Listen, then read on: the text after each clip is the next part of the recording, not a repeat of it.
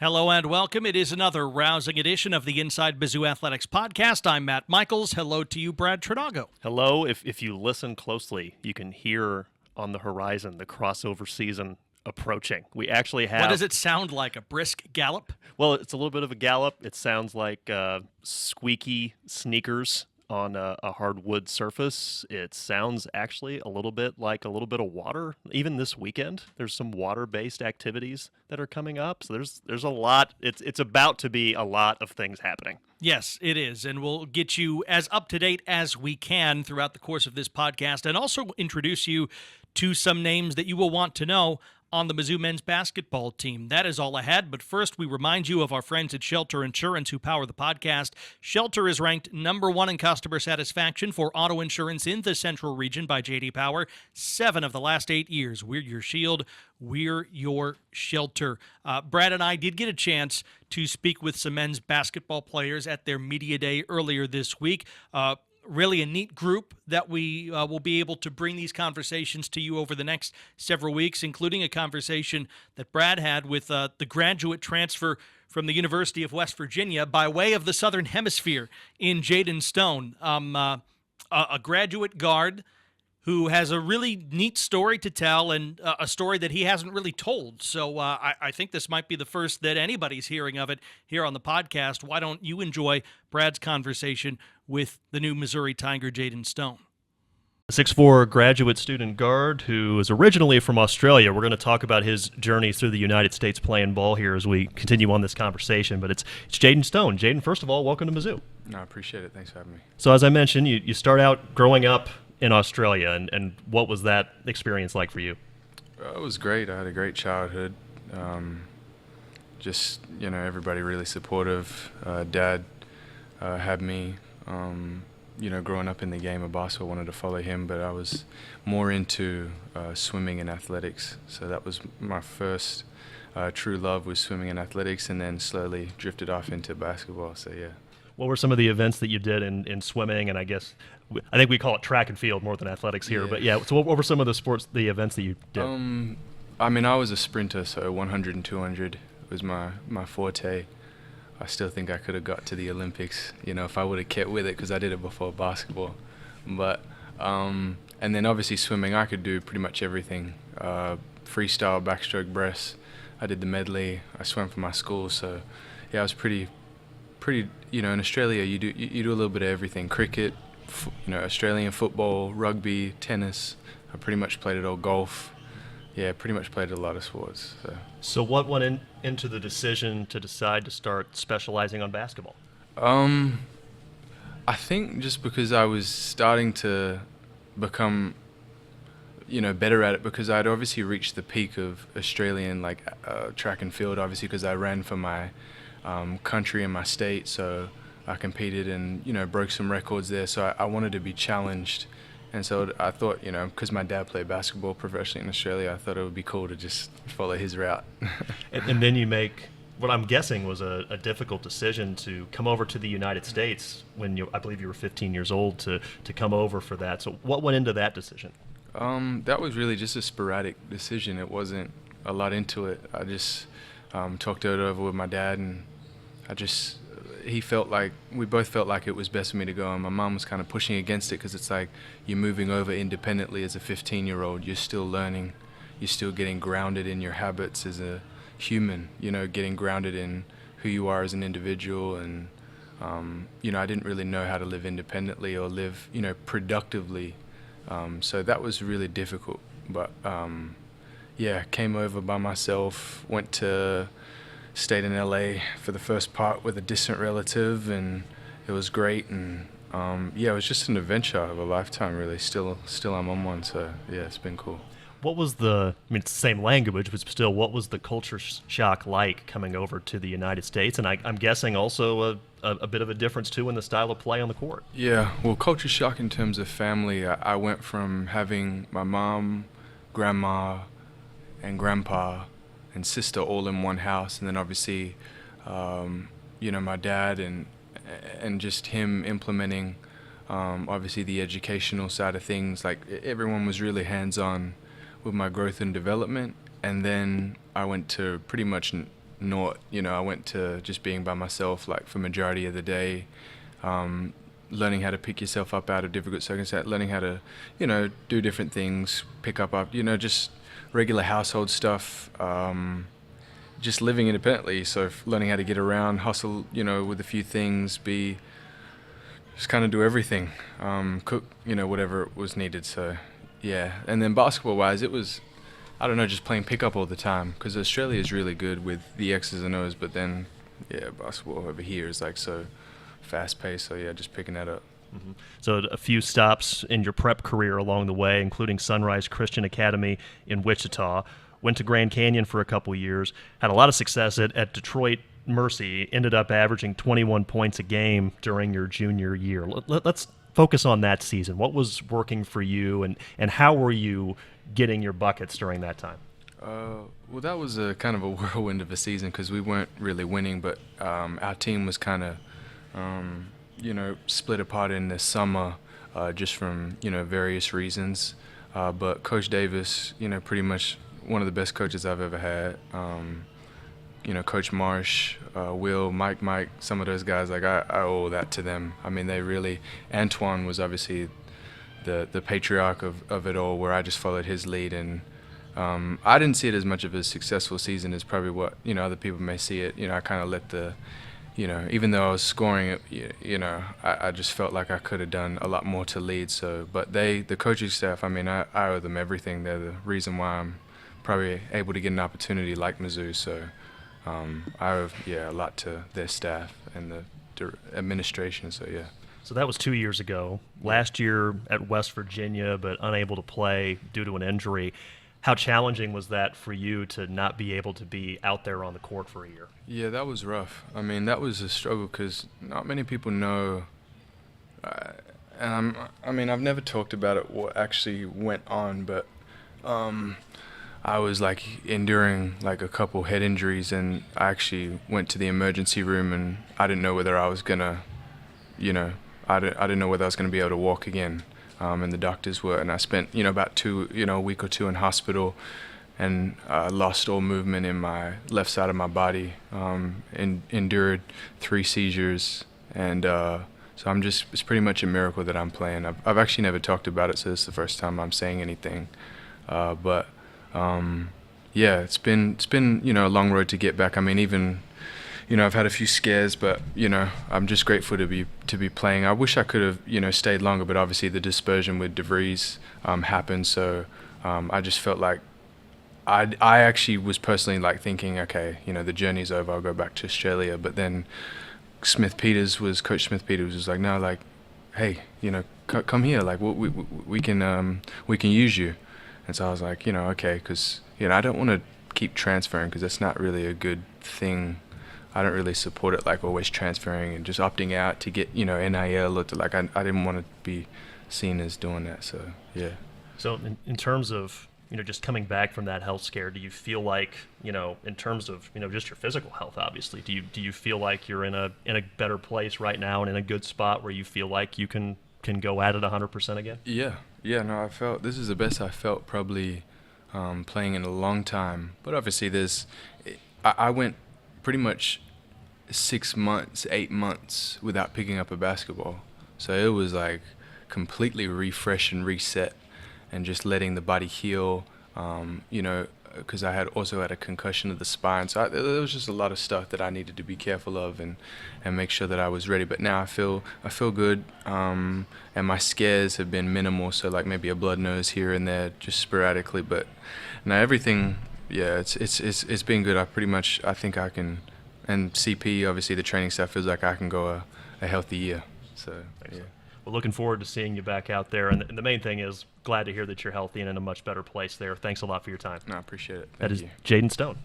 Not necessarily what we expected coming into our conversation, but I think very cool for Jayden to share. And I think you gain a definite perspective on life when you go through stuff like that.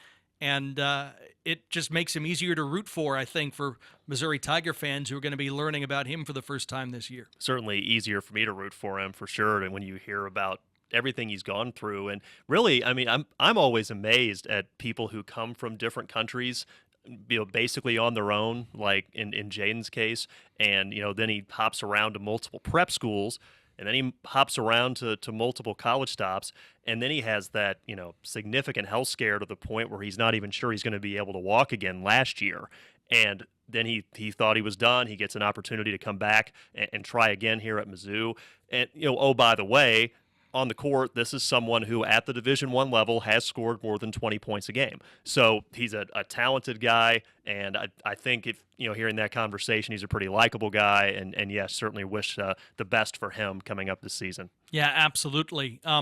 Not nearly as far away for our next guest.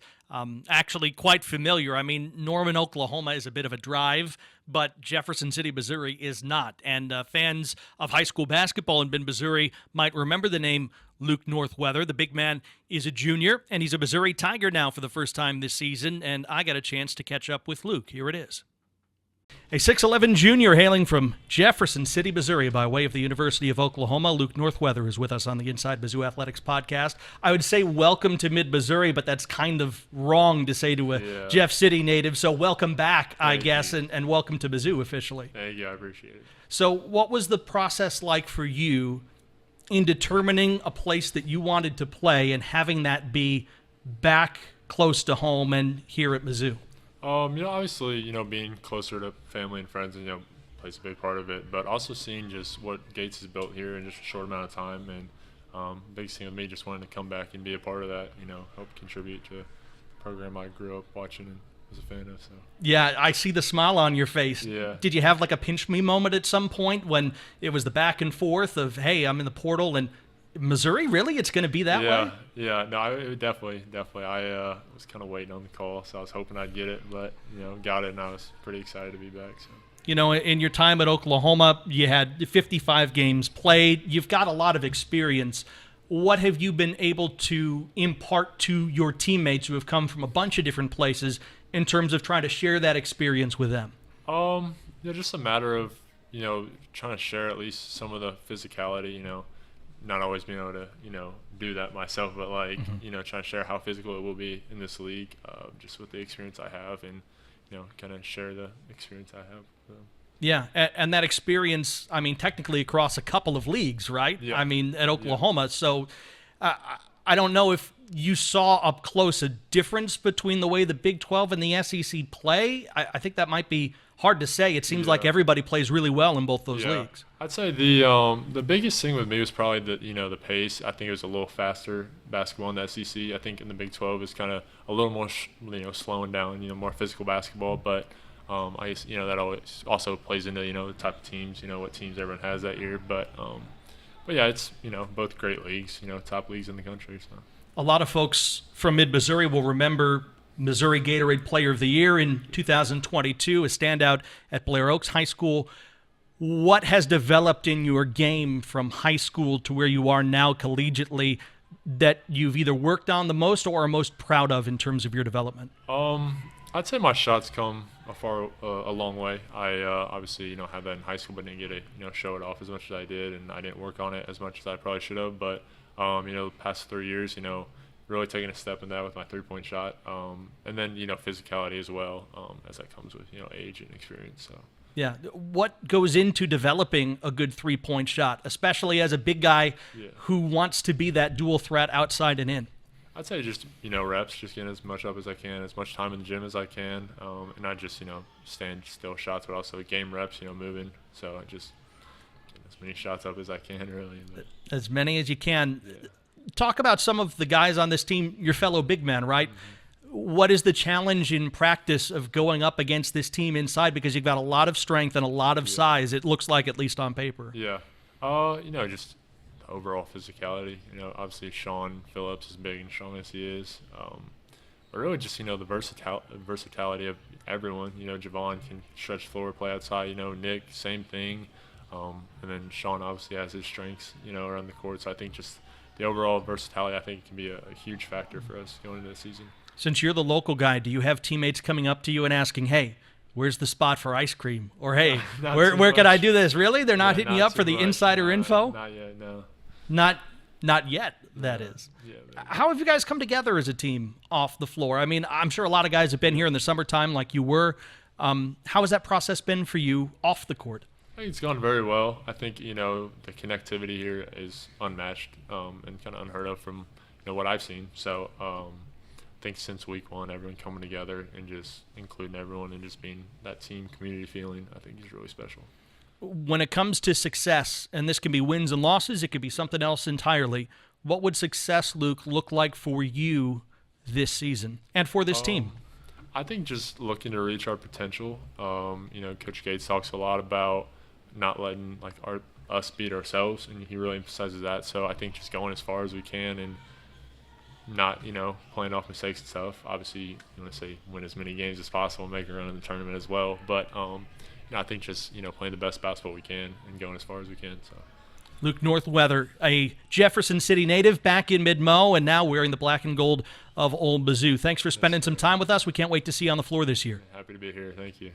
I think you could just kind of sense in the conversation that he really was happy to be back home and happy to put on the black and gold. Hey, it can be a long, winding road to certain spots, but all's well that ends well, and I think the Tigers will really appreciate what Northweather brings to the floor this season. Dennis Gates, when he spoke to the media, emphasized, hey, we got to get a lot of threes up. I'm paraphrasing, but hey, we expect to shoot a lot of threes, and Luke Northweather is a really interesting piece that potentially could be a part of this rotation.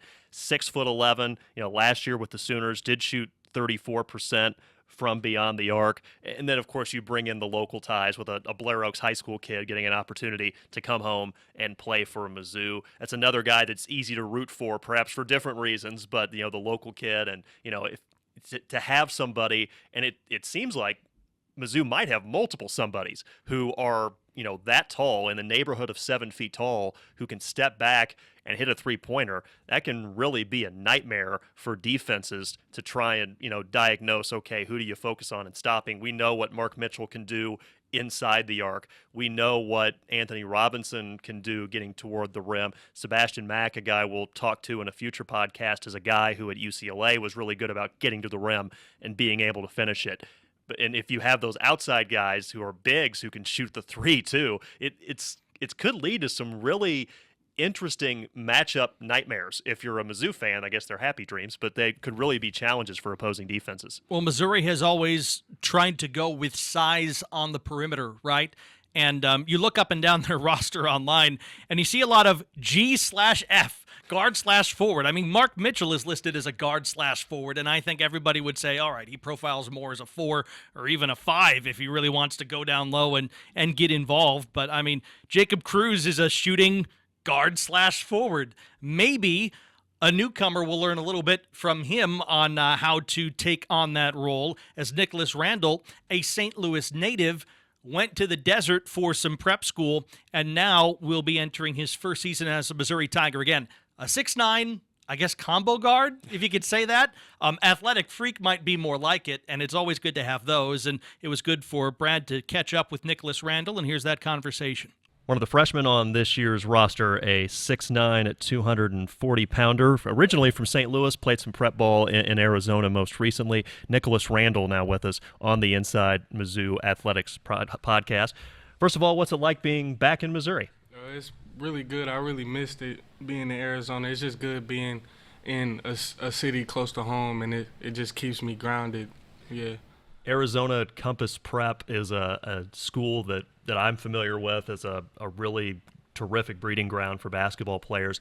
How did you feel like you developed your game while you were out there? I feel like it was really good for me to go out there. It helped me develop as a player, but also as a person. Being away from home, I feel like it was good for me to leave sooner than later, because being out here, people going to college for the first time, they get homesick, but I did it earlier, so I got that stage over with, and I developed training with NBA players, playing against them every day through the summertime, through the season and practice, just playing against other players that are at a high level at Power 5 schools just like I am. So, yeah. Who were some guys that were already in the league that you were going up against? People like Ty Washington. There were some overseas guys coming down there. People that are still in college like Sammy and Nay and like Jeremiah Fears and stuff like that. Oh, yeah, absolutely. So When you go up against people of that level, and you're at the time 16, 17 years old, what are you taking away from that? Like, oh, I need to work on this to improve my game. I'm just watching like all the small details like other people really don't watch, like their pace or like their footwork when they dribble or when they shoot, just like how they hold it, like their spin on their shot, just all the small things, stuff like that. That experience in Arizona, how do you feel like that has helped you now make that transition to the major college level? It's helped me because I played against the highest level, and then like in the summertime and during the season, so getting here wasn't really like, I wasn't really nervous. Like coming here, I really felt like I was ready, and I'm still getting better to this day. So St. Louis native, went to Vashon High School. What was life like for you growing up? Growing up, it's just, people know how St. Louis is. You think about it, and it's like that. But growing up, I tried to stay away from that. I stayed in school a lot. I didn't really go out a lot. Growing up, I just gym and school. So, yeah, that was really my life, really. Did you cross paths a lot with fellow true freshman Aaron Rowe on the prep circuit and elsewhere? Oh, yeah, Aaron's like a brother to me. Like, we grew up playing together ever since elementary school. We played on MBB together 7th grade, and then we went to Mocan together, and then while he was at Link, I was at Vashon, but when he came back, I went to AZ Compass. So we always been playing together ever growing up, for real. What should people know about your game? I'm fearless, really. I'm not really scared of anybody. I take pride in defense. I talk a lot. I got a lot of energy on the court. Off the court, Coach Gates likes to say, off the court, I'm one of the quietest people on the team, but on the court, I'm one of the loudest. So, like, yeah, I'm just going to have a lot of energy, making big plays. I'm a hustle player, just doing all the small things, really. Just, yeah, and when it comes down to it, I'm going to make the play, yeah. As I mentioned, you're 6'9", 240 pounds, and we were joking before we turned the mics on here that you're one of the small guys out there. What's it been like going up against, people like a Sean Phillips and, Luke Northweather at 6'11" and things like that? It's been good going against Sean and Mark and Javon and Luke every day, guarding those guys, like even guarding the guards sometimes because I can move my feet. I guard wings. I guard 1 through 5. So it's been better going against everybody every day because they make me better. And, like, coming here really, I've always been a humble person, but this really humbled me because now I see what level I got to get to and how much I got to work. It's just helping me. If you don't have anything going on in terms of basketball or classwork or something in a day, what are some of the other things outside of hoops that you like to do? I'm really just at home. I'm either on the game or taking a nap, really. So, yeah, that's really what I do off the court. But usually after school, I like to come back and, like, either get more conditioning or work out again.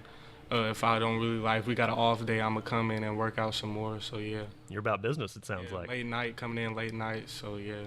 As you take a look at this team through the preseason practices, what do you think are going to be some of the keys for this team to have success again this year? Some of the keys are just like we got to communicate at an elite level, and I feel like we got that. Like Sean, he's always talking. Like we all talk. We hold each other accountable. Being a freshman captain or like the other captains, like they're doing their jobs, and like we all just make each other better every day. Nicholas Randall, welcome back to Missouri, and thanks for your time today. Thank you. Really excited to see how Randall develops over the course of the season. You could say it about any newcomer, but freshmen especially, you'll have your opportunities if you stand out. We have seen that from Dennis Gates and his staff over the last several seasons, and we'll see where that shakes out for Mr. Randall going forward. 6'9", 240, and he was talking a lot about, like, he didn't say this directly, but I'm getting pushed around a little bit by some of these bigger guys, but that gives you an idea of the height anyway that's on this Mizzou team. But this is a guy who got a lot of opportunities. Yeah, he's going to be a true freshman, so there's going to be some growing pains that go along with that. But, playing at Compass Prep out in the desert, you get exposed to the, absolute best of the best at the prep level. And then he also gets the opportunity to work with some folks that were already excelling collegiately, some future pros. So he's gotten exposure a lot to what he's going to need to work on to be able to compete at this level. And I think that's a guy who has a ton of potential. Again, he comes in and, sitting next to him, I can confirm he's every bit of 6'9", 240. So physically, the tools are there. He's gotten the experience against some other elite talent. And, yeah, it's going to be really interesting to see how he develops and what his role is with this team.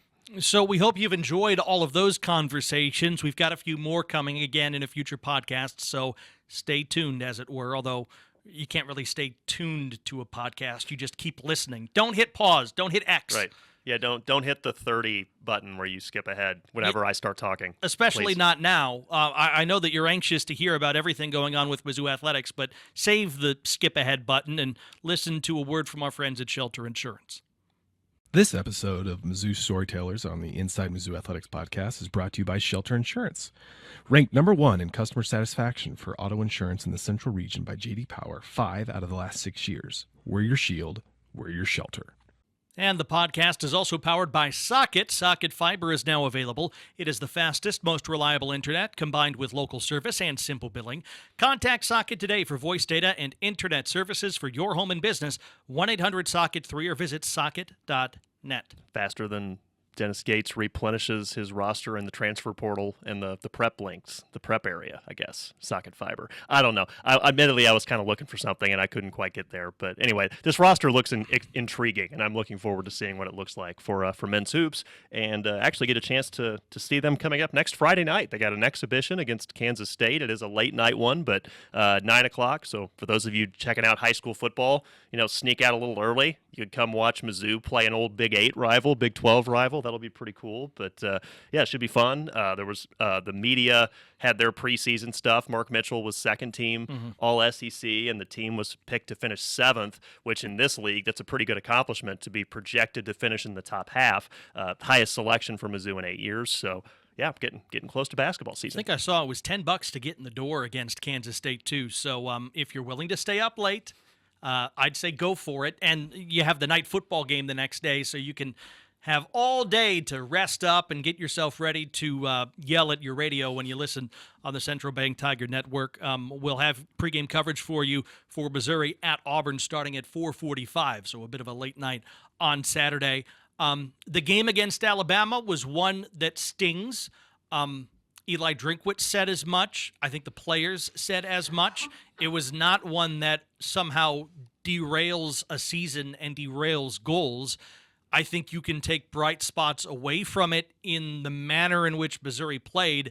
I don't think that either of us, Brad, would say that Missouri played its best football, and yet they had the ball and had control with under a minute to play and had every opportunity to steal that game from Alabama in the final stages.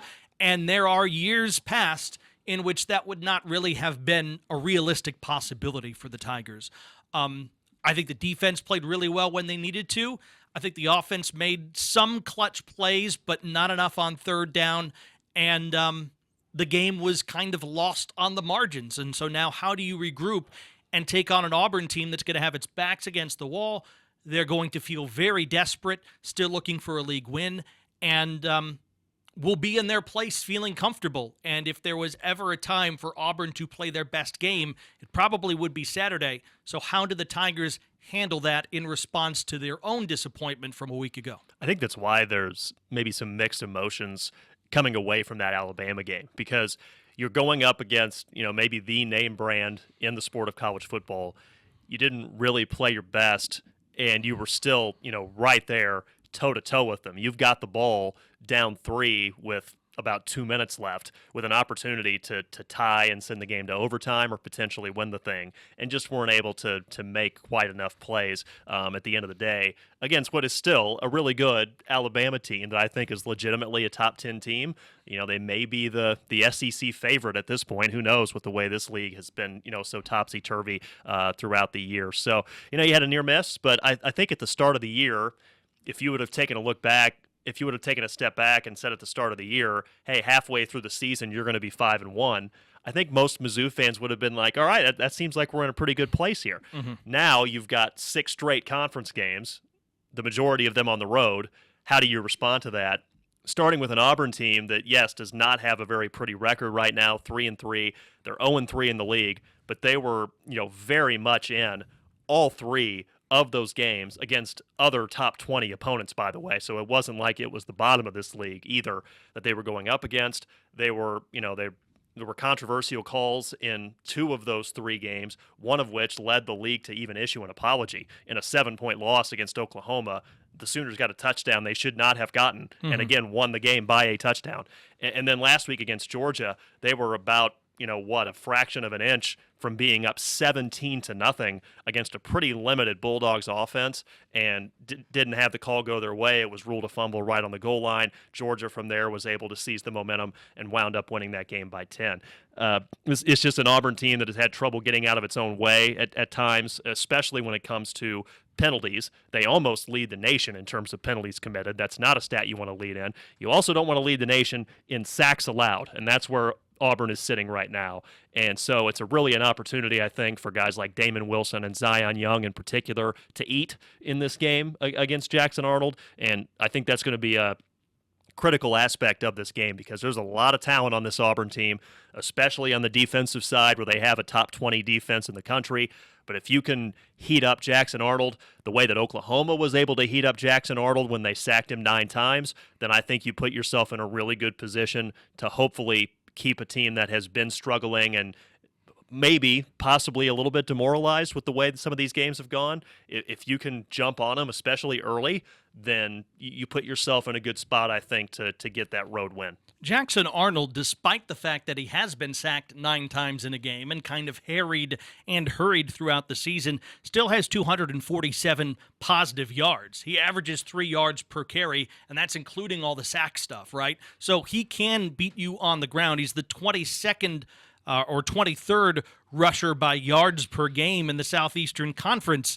I think the issue is that in terms of passing, he's the 15th passer by yards per game, and they really have struggled to get that going. Hasn't thrown a pick yet, 5 touchdowns only, and 6 yards per attempt.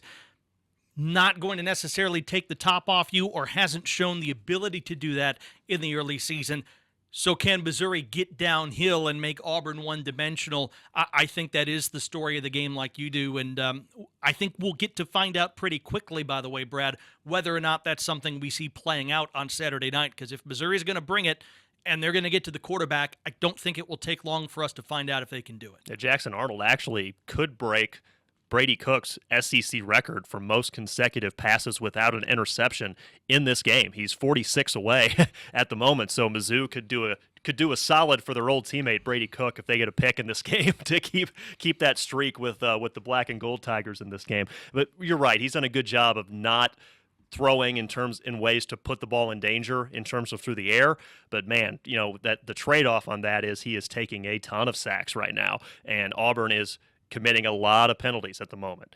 So again, the talent's there. It's a road game. How does Mizzou respond to going on the road for the first time? I think there's a lot of questions in regard to that. This is a really good rush defense that Auburn has. So can Mizzou get the ground game back going again after, not terrible against Alabama running the ball, but not at the level we got accustomed to through the first 5 games? Can you get that ground game going again? Maybe put Auburn in the dirt early? And I have a feeling that if you can put Auburn, in a hole early, they may call it a day early too. But you've got to be able to do that to seize that momentum right away. Yeah, absolutely. So we'll get to see it all play out. Look forward to having you across the Central Bank Tiger Network. And again, coverage will start at 4:45. Plenty going on locally this weekend inside and around Mizzou athletics. One thing actually has moved up as cross country is having another meet at the Gans Creek course, the pre-national meet.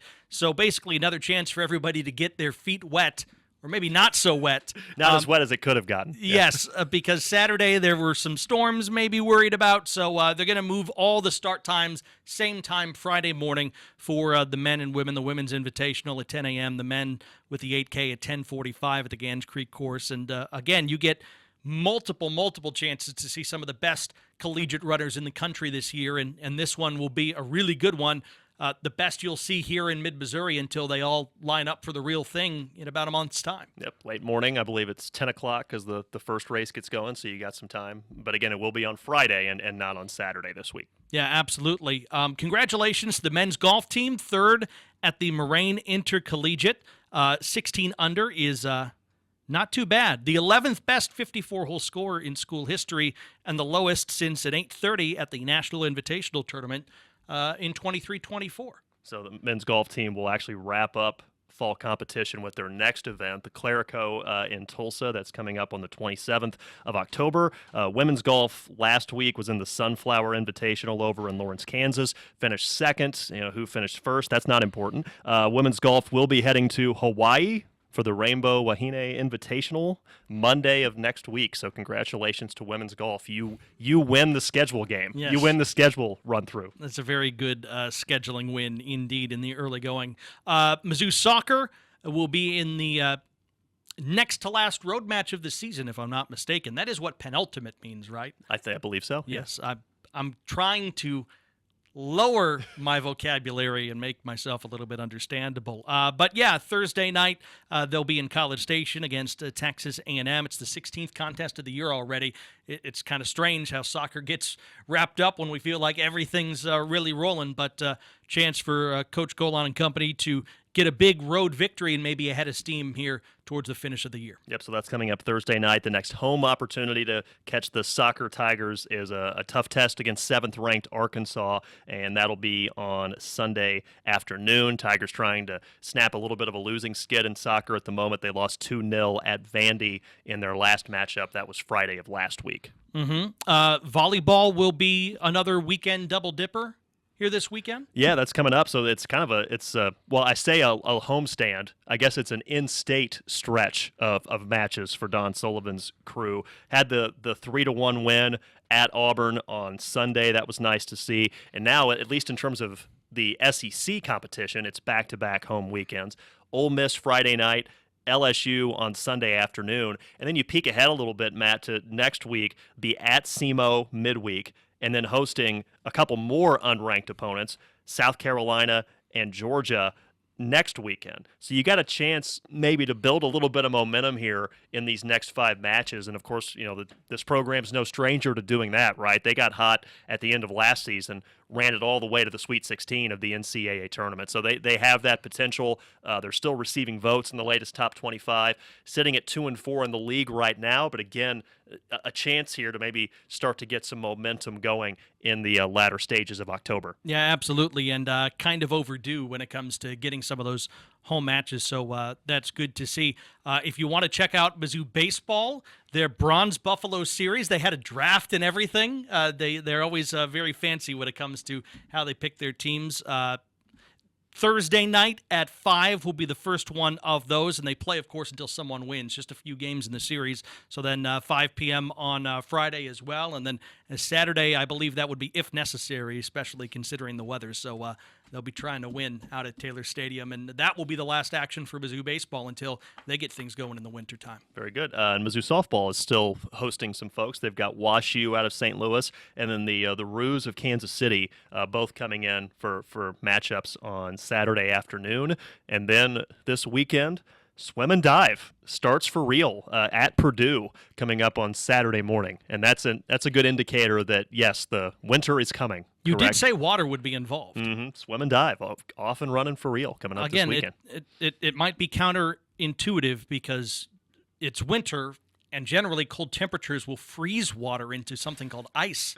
But that doesn't impact I've the heard about swimmers' this ice. Yeah, I've heard about it. Have Interesting. you? Yeah, absolutely. Wow. So, fortunately, to my knowledge, now I haven't seen the facilities in West Lafayette, Indiana, but to my knowledge, their facility is indoors, so we should be okay coming up on Saturday, regardless of what the temperature is. I mean, the outside. temperatures have been very mild. I think they can swim and dive for some time until we have to worry about farming blocks for the summertime. Kids these days, so soft.